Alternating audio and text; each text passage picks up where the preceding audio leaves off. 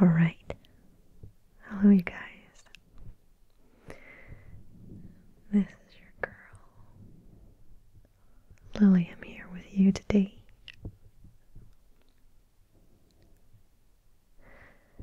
I really wanted to do some reading from one of my favorite art books. It is Relics by Damien Hirst. He's a very contemporary and controversial artist.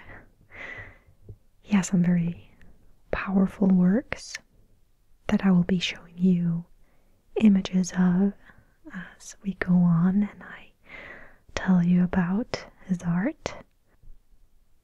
So I do hope that you will enjoy the pictures.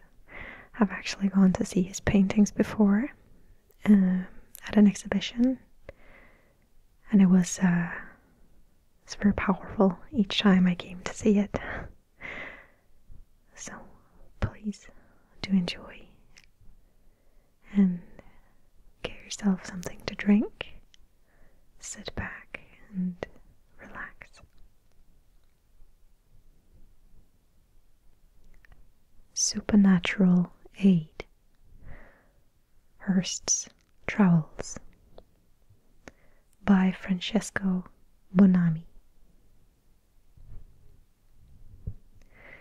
Damien Hirst is a painter. That's not to say purely in the literal sense, but rather as someone who paints emotive images and symbolic spaces, much like a performance on a theatrical stage. I would encourage viewers to afford this exhibition in the same treatment as one would when standing before a large battle scene, such as the Battle of San Romano by Paolo Uccello, or works by the French painter Jean-Louis Meissonier, with each room offering a detail or a section of a much larger composition and vision. Different viewers will have different approaches, of course.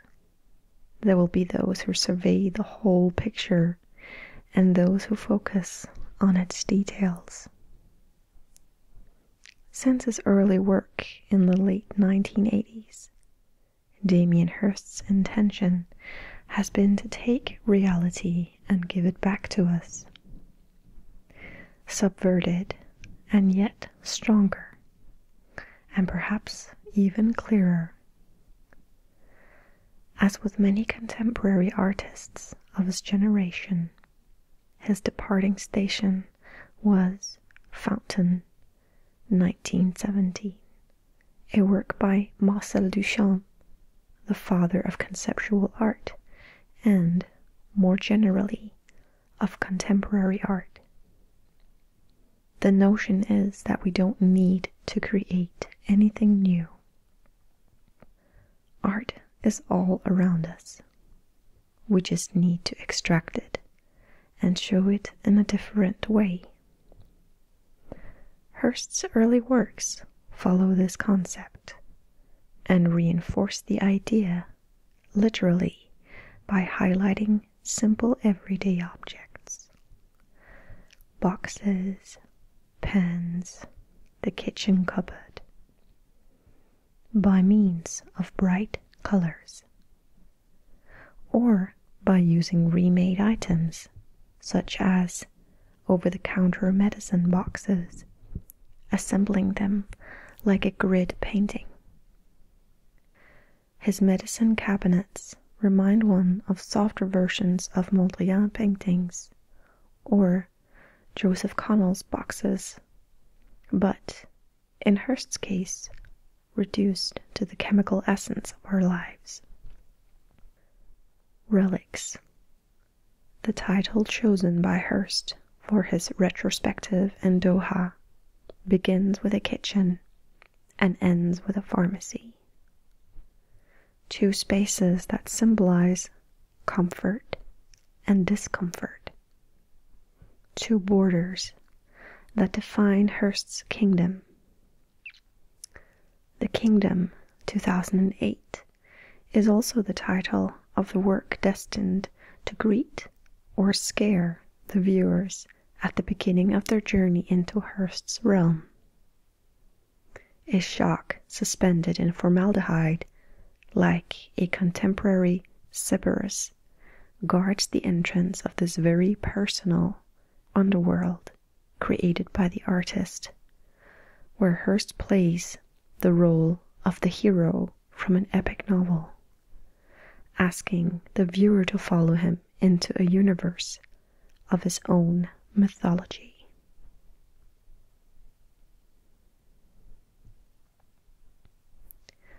Hirst's journey essentially mirrors the cycle of life through themes that are as ancient as humankind: love, death, pain, sickness, beauty, hope.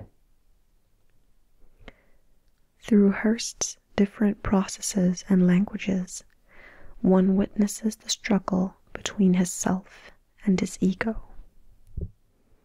The ego as central to the artist's consciousness, seeking to assert itself through the work. The self, if presented as the whole exhibition, forms the circumference of the center and does not need the artist's identity or signature to assert itself. Through the exhibition, one will encounter works that are bound to the artist's ego and works that get closer and closer to the free self. Hirst's idea of art swings between tragedy and comedy in equal measures as seen in life. Death is the only end to human life, and Hirst deals with and states his tragedy, bringing with it the sad pain of the realization of this ultimate truth. But he does not subside under the pain of truth.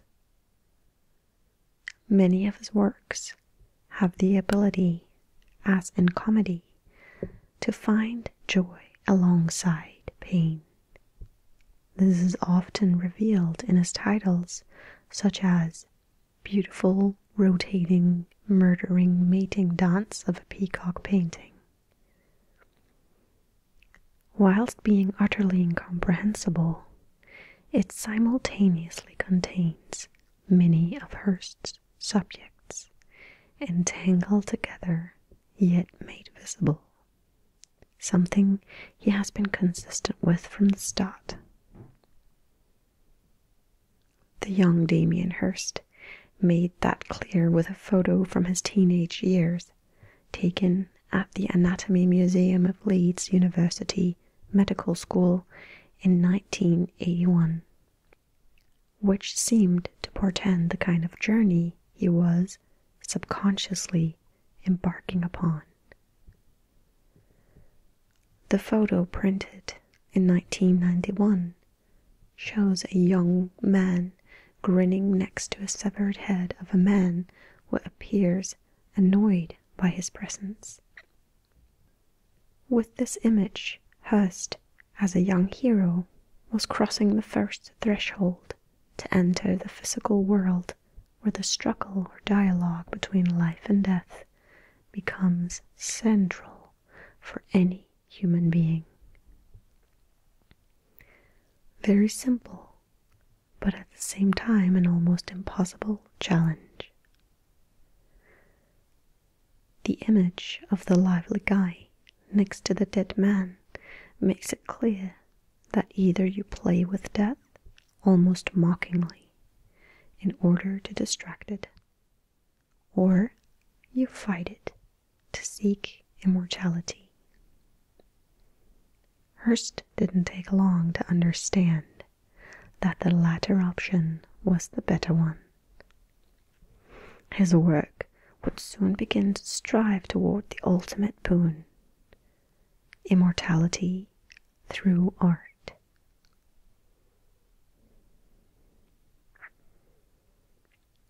To this end, Hirst allows himself to be swallowed by that whale that is his entire body of work. He is a contemporary Jonah who, from inside the belly of an enormous fish, ponders the outside world and its physical boundaries. Physical impossibility, while part of the title from one of his most famous artworks, The Physical Impossibility of Death in the Mind of Someone Living from 1991, is also a central issue of Hirst's development in his work. The same may be said for his spot paintings, which manifest for the human eye as a bush beyond the realms of possibility in their infinite variations of size and color.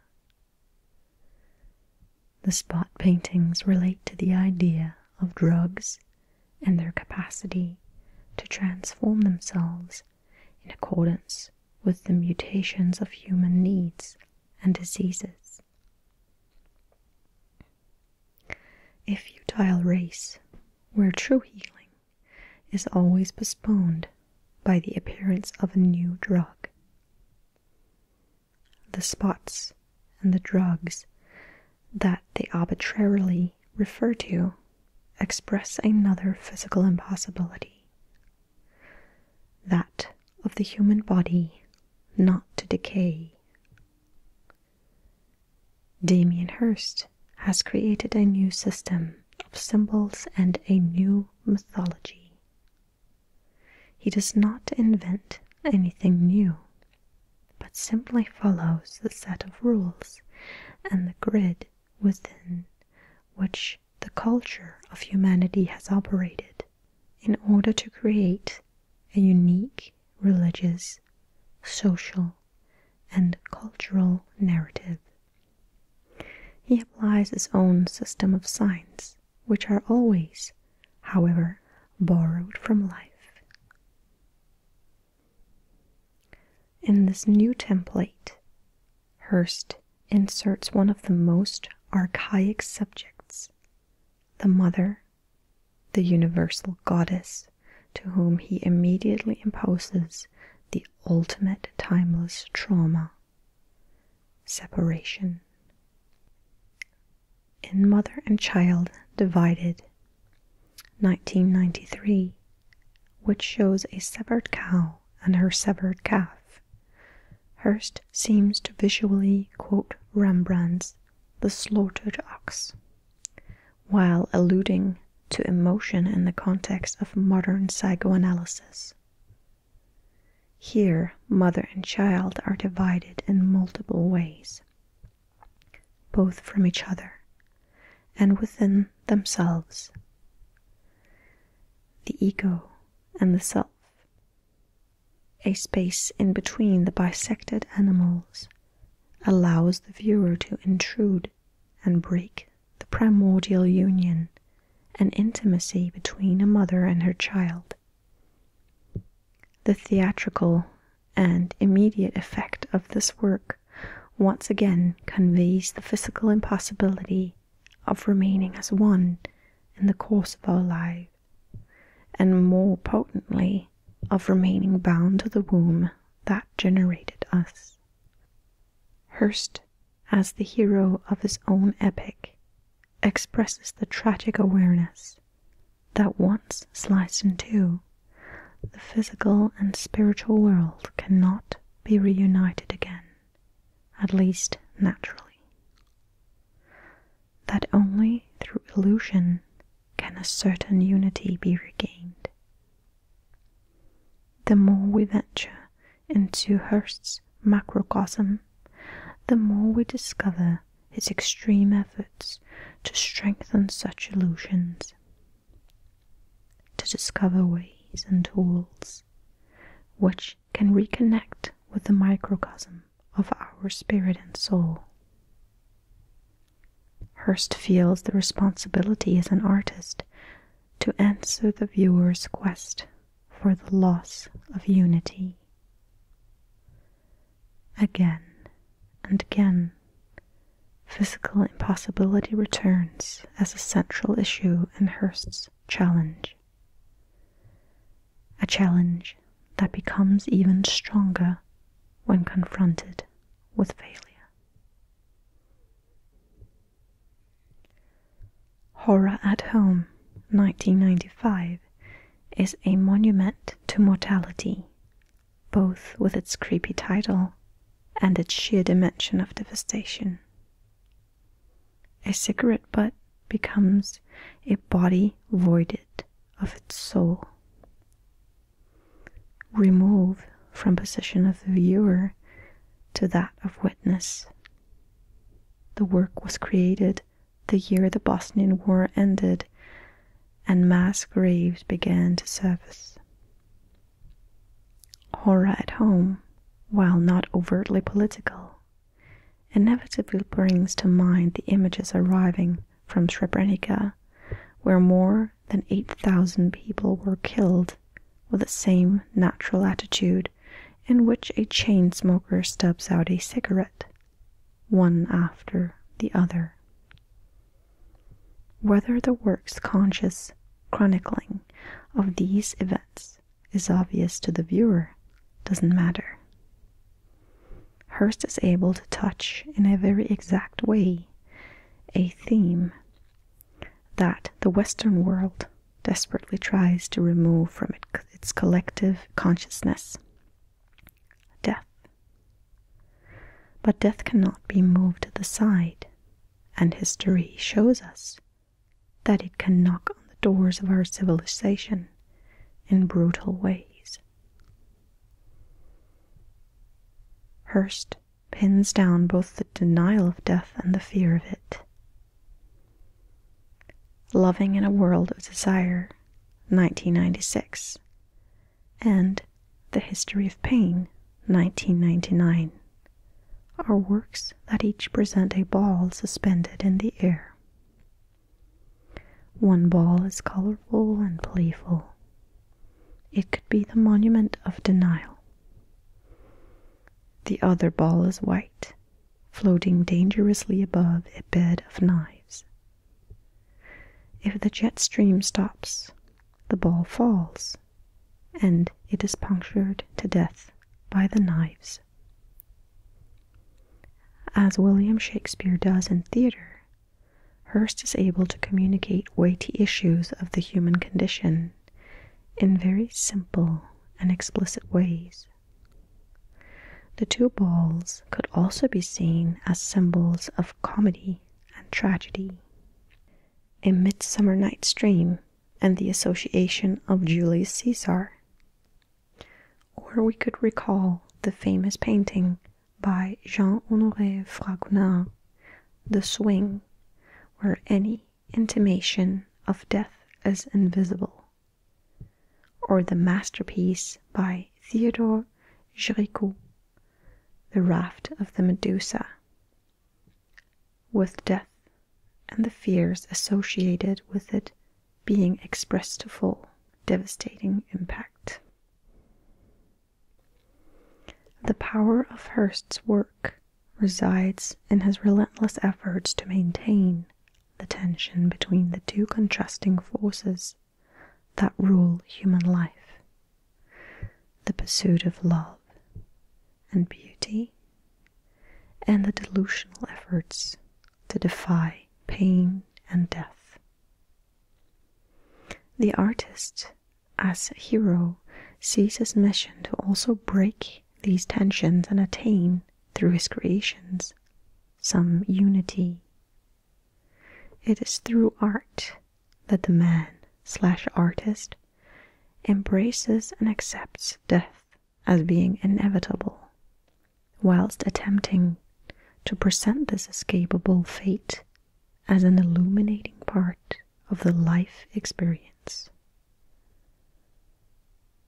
The spin paintings, in their childish appearance, are also a means of blending the idea of the physical life with the spiritual life.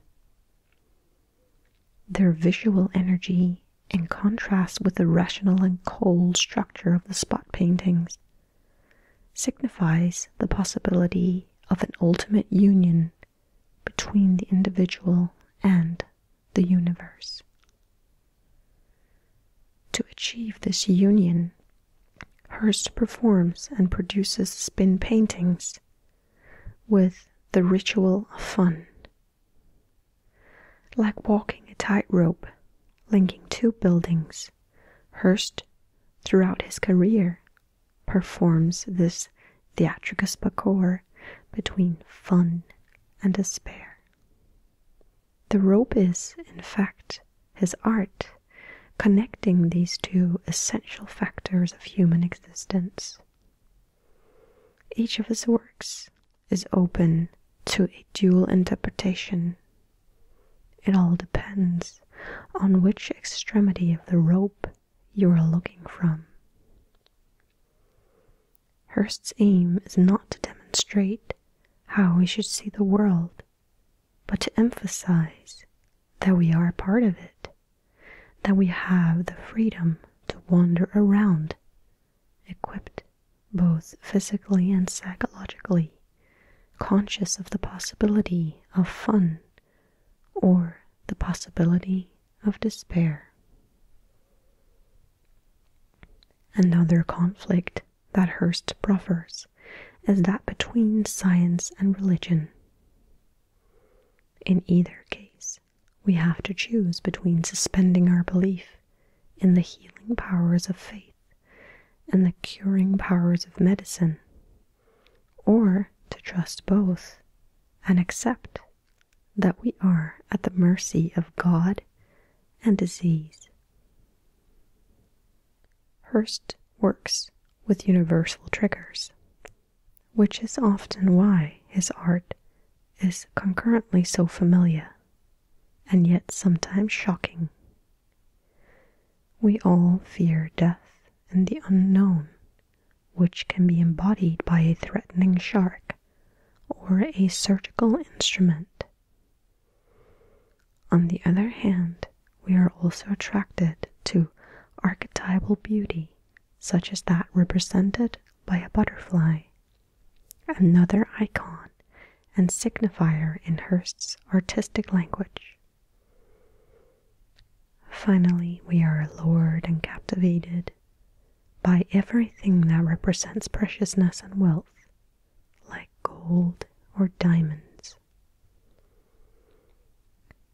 We have now this entangled pattern of signifiers that produces new ones. When combined, death, beauty, love, fear, and wealth can appear in the form of eros or sexual attraction. St. Bartholomew, Exquisite Pain, 2008. A gold sculpture of the flayed saint represents the sublimation of death. Now, what was horrifying produces attraction. The rejection of death is transformed into a celebration. Hirst expresses, through mutating classical themes, how we can still deal with the fundamentals of life in a very contemporary way. He shows us that, in fact, while humankind has developed, upgraded, and emancipated its lifestyle, it still cannot avoid the basics of its DNA. Hirst suggests that we can look at this exhibition in its entirety either as something belonging to an age that has yet to come, or as an age within which we have lost track of time. We are looking at the relics, but we don't know their origins. Perhaps that is the most difficult challenge the artist strives to achieve, the most arduous hurdle he is trying to jump. Hearst attempts to remove himself from his work, since most of his work bears the status of a myth which doesn't need an author. He is reversing the Picasso paradigm. Everybody knows Picasso, but fewer know his art. Now everybody knows the vitrine with the shark, the butterfly paintings, the spot paintings, the diamond skulls, the sliced cow and the rotting cow's head, but fewer know of their author. Hearst's works have become collective icons of our civilization. While Picasso is among the most famous names in art history, if not the most famous, Hearst's artworks have become cornerstones of art history. To build a myth, and in particular, to transform an artwork into some kind of mythological experience, the artist needs to wrestle with time. There are two kinds of time: Kairos, the moment, and Chronos, the long distance period where days, weeks, months, centuries, and millennia unravel. It is the second type of time that Hearst chooses to wrestle with. More than any other work, 1,000 Years, from 1990, reflects the artist's meditation on time and mortality. The paradox is that this work, centered on death and decomposition, is maybe the one that has granted Damien Hirst a slice of immortality in art history. This work that blends minimalist sculpture with organic matter, the cow's head, and a very basic, mundane instrument of mass destruction, the insectocultor, is in fact ancient, archaic even, and yet very contemporary. As with Horror of Home, he brings to mind suicide bombers, decapitations, and modern-day violence. The flies dying, the puddle of blood drying, the eyes on the head almost asking for mercy, are grounded in the very present and in immediacy of the events. Still, it is an image that belongs to the archetypes of dealing with death, the art of showing a decomposing cadaver, the transei, the perished one, or the carrion, has been common practice since before the 15th century.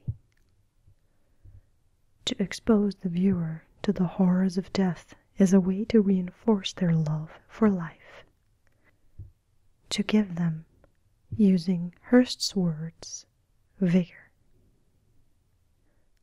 After he had seen this work, the painter Lucian Freud remarked to Hearst that he was starting out from the end, meaning the final point and reflection one expects from a seasoned artist, not from a young one just out of school. 1,000 Years is actually both an ending and a beginning. Its power resides in the fact that it could be placed at both ends of Hearst's journey as a contemporary hero trying to come back home. It is the most symbolic expression of the idea of the cycle of life or of reincarnation. The immaterial and the material are here, put in dialogue or confronting each other. 1,000 Years is like the final sequence in Francis Ford Coppola's film Apocalypse Now, when Martin Sheen is killing Marlon Brando, Colonel Kurtz, and nearby the indigenous population is slaughtering and beheading a bull. Everything takes the semblance of a nightmare or a hallucination. In front of 1,000 years, the experience is one of a hallucination that occurs over and over every time we see it, because its force has the ability to defeat the mold of Kronos and yet survives the fast consumption of Kairos. In a way, 1,000 years is closer to the concept of Eastern religions. The idea of reincarnation and the impossibility of escaping the cycles of life and time. If we are entrapped by the cycles of life and death, we can also choose to entrap ourselves inside the routine of the present, like the 1993 film Groundhog Day. The acquired inability to escape from 1991 seemingly reacts to the endless cycle of 1,000 years, locking the present and its daily habits, like smoking inside a perfect vitrine. Hearst freezes time, delays destiny, postpones death. The journey brings us back to the attempts to create order within the chaos of life. The medicine cabinets and their compulsive ordering are almost like Mondrian's paintings. The delusional endeavors to place within a grid our otherwise random reality of emotions and symptoms. Pharmacy 1992, featured in the last room of this exhibition, is what we could call a museum of symptoms, or the fiction of healing. If medicine becomes art, a pharmacy becomes a museum or a gallery. Hearst exposes our and his own contradictions by posing an essential question. If medicines are art, can art be a medicine? Inside pharmacy, this question powerfully reverberates in our mind. Art, as Hearst believes it, can ultimately be the only medicine to heal the malaise of living, and grant us a very special kind of immortality. No society since the beginning of time has ever been able to exist without some form of art. Not 1,000 years, but millions of years have passed, and the cycle of art has been endless. Art is, then, the true medicine of any civilization. The artist has been gifted with his capacity to be the healer of his fellow men and women. Damien Hirst has embraced this role deeper than others, using the tools of his own civilization to convey his message.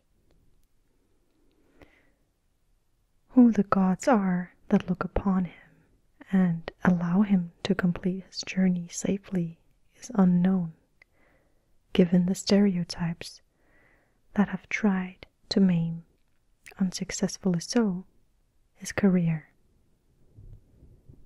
People experience different things in different ways through different cultures, but the actual experiences that come together within our subconscious are what create the very fundaments of human nature and truth. Hearst, over the course of nearly 3 decades, has been able to create a very broad and yet simple system of experiences that can be shared by everybody across different cultures. All of his work, much like the mythologies that the artist as hero encounters along his journey, must have a navel, a place where all the themes and issues converge, a place which affirms life or destroys life. This exhibition and Hirst's entire oeuvre have two navels, two centers. It could not be otherwise. His work has always based at its core its duality. Everything enters this double epicenter and everything re-emerges from it. Leviathan 2006 is the negative space, a monster from the deep. His name comes from ancient mythology, but it is also found in a famous text by Thomas Hobbes, a British philosopher who developed a social theory based on the darkness within the human mind and spirit. Hirst stresses with this work the idea that our existence is ruled both by the social structures that tame our animal instincts and by unforeseen forces of nature that can subvert our social order simply through the sheer strength of natural disaster. Leviathan stands as a monument to the unknown roots of human destiny.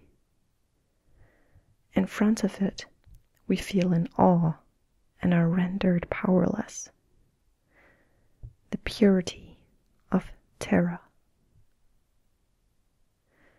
From the purity of Terra to the final celebration of our own mortality, the luxury of death. In the Middle Ages, people used to dance in cemeteries. Death was something not to hide from, but to partner with, to have honor and fun surrounding it. Damien Hirst, with For the Love of God, 2007, harks back to the Middle Ages and even further to the Aztec civilization in Mexico. His diamond skull is a feat of audacity against his own ego. To create a work of art that already possesses the power to exist without its maker. Like Tutankhamun's mask, it is an artwork that retains its own myth beyond the idea of authorship. Hirst did not create an artwork, but something utterly more complex and difficult to achieve. He created a legend, now destined to a future still to arrive. The real value of the relatively small object is not in the diamonds it is encrusted with. Its value consists in its power to contain the making of history and to transform death into an object of cult. The luxury of being able to love and desire death. Placing this adult skull next to an infant skull, for heaven's sake, 2008, for the first time, Damien Hirst becomes a contemporary Hamlet bearing two skulls in his hands, questioning the past, the future, and his own presence, all at the same time. The question is not whether we should or shouldn't be. Hirst's question if art can be the answer to both life and death, joy and fear, tragedy and comedy, then the existence of art is perhaps good reason enough to venture into our lives as the hero of our own stories, in order to understand a greater narrative behind and beyond us, becoming part of that cycle of the universe from which nobody will ever be able to escape.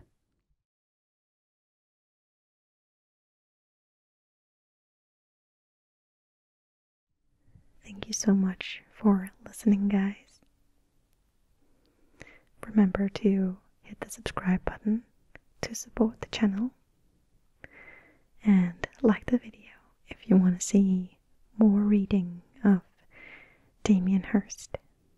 I still have an interview that is featured with him in the same book that I will be happy to read for you. Take really good care, and I'll see you in the next